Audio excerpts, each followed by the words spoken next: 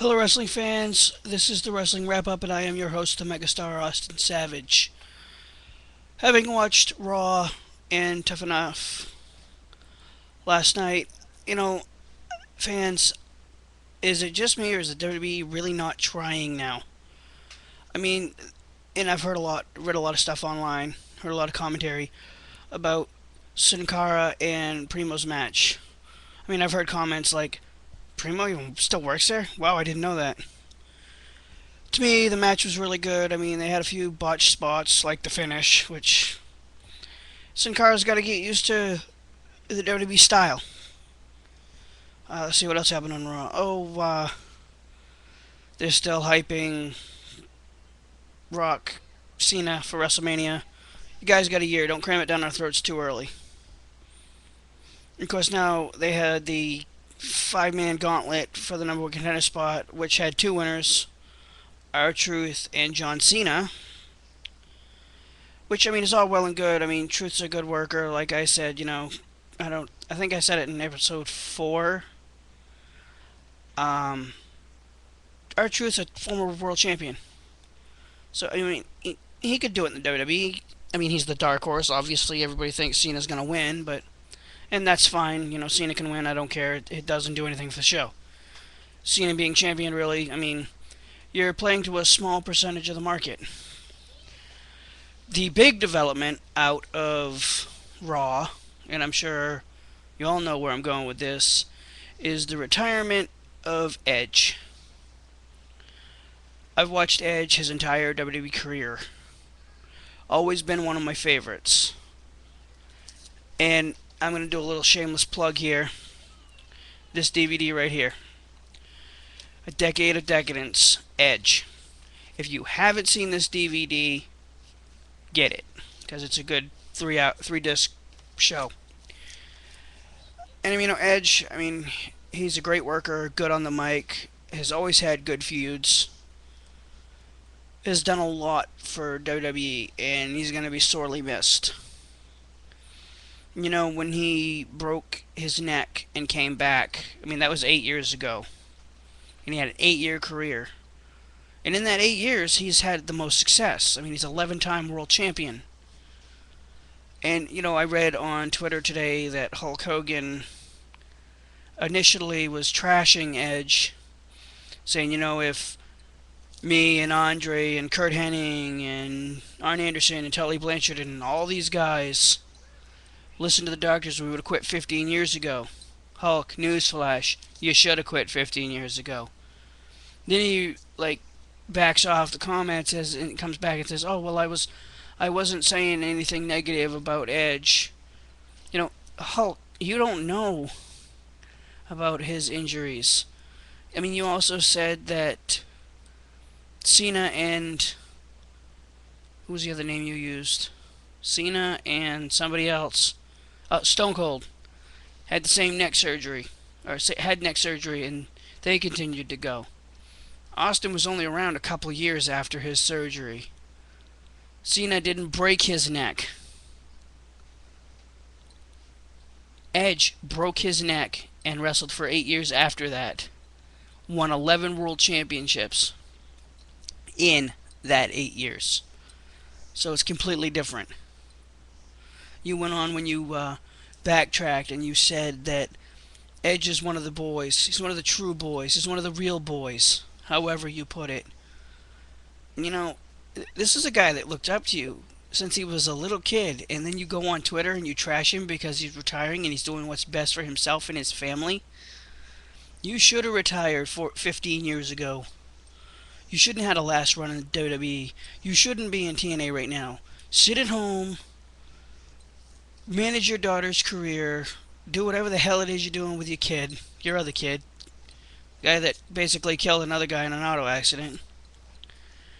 Anyways, I'm done talking about Hulk Hogan. Let's get back to talking about Edge. I mean, the ultimate opportunist is what everybody calls him. Because he cashed in Money in the Bank twice. That's the whole purpose of Money in the Bank, isn't it? And all I'm going to say is, like I said before, I'm really going to miss Edge. He was a good worker. He always gave you everything he had. And I don't really think he ever had a bad match in WWE. With that said, I will move on to Tough Enough, which I watched after I watched Raw because I worked Monday night. Sorry for going out of order. Um, Tough Enough was a good show. I thought for sure Rima was going home, but then again, watching it, I saw Matt Cross not really do anything when he was in the ring with my boy Luke Robinson. I mean, Luke was getting his shit in there. He was working hard, and Matt Cross was quiet. And that's why Sports Entertainment is so drawn out, so loud. So when you're sitting in the front row, okay, yeah, you can hear everything, but when you're in the ring, you've got to go so everybody can hear you, not just the first 6 rows. And that was his problem. He wasn't doing that. Trish Stratus, the trainer, she's a 7-time women's champion. Tells you, get in the ring, show me what you can do, and you don't show her anything, you're damn right you're going home. And, I mean, the kid, when he's in the process of getting eliminated, says to Steve Austin, who's a WWE Hall of Famer, give me 3 minutes, I can show you things you have never seen before. I can show you some stuff right now you've never seen before. And he's like, no, it's too late. Duh, it's too late. You're in the elimination round. I personally think, and I think they call him Skid Marks. Personally, I think they should call him the Hollywood Blonde. As a dig to Steve Austin, it would just be funny. The fact that Rima is still there, in terms of the women, I think she has the best shot. But my boy Luke, I'll support him until he either wins or is eliminated, because that kid's got it. And week in and week out, you guys are going to see that I'm not just picking him because he's from Maine. The kid's actually got it. So let's see, what else can I talk about tonight so I don't make this a short video. Opinions. Again, I made a video Sunday night and I got 200 emails between then and tonight. I'm going to say it again. You guys don't like the show, don't watch it. Seriously, if you don't like it, watch somebody else's show. And there are plenty of good shows out here. If you don't like my show and you don't think it's good, here's an idea. Send me a comment saying, hey, if you did this on the show, it'd be great. If you put this on the show, it'd be great. Talk about this topic. Talk about that topic. Don't just hate. For everybody that says they like the show, thank you. Now, with that said, I don't know how many shows I'm going to do a week. Everybody says, oh, you should do a show after Raw. You should do a show after Impact. You should do a show after SmackDown. You should do a show after a pay-per-view. I don't know about the rest of you guys that do these shows or the people that watch these shows. I have a real job. And I work, 40 hours a week. I don't have time to make 9 videos a week. I might watch Raw, Tough Enough, Impact, make a video. Watch SmackDown, watch a pay-per-view, then make a video. I don't know if you've ever noticed, but on these shows, I've never talked about SmackDown because I don't watch it. And guys, I try to cover everything, but I've learned in the previous 4 shows that if I don't take notes, it's easier for me to talk to you guys.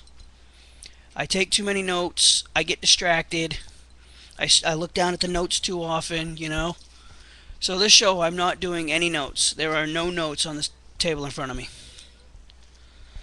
So, whatever you guys want me to talk about. Okay, we got the NBA playoffs coming up. I'm in the New England area, so automatically I'm drawn to root for the Celtics.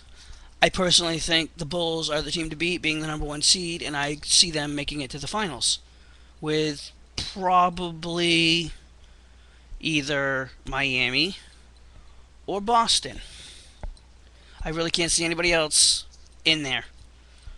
In the West, you have the Spurs, who are the number 1 seed, and of course the 2-time reigning champion Lakers.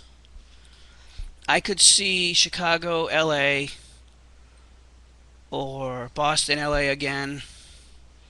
I think the team that could possibly make a run to the finals in the East, with an upset of the Bulls being eliminated, is the Orlando Magic.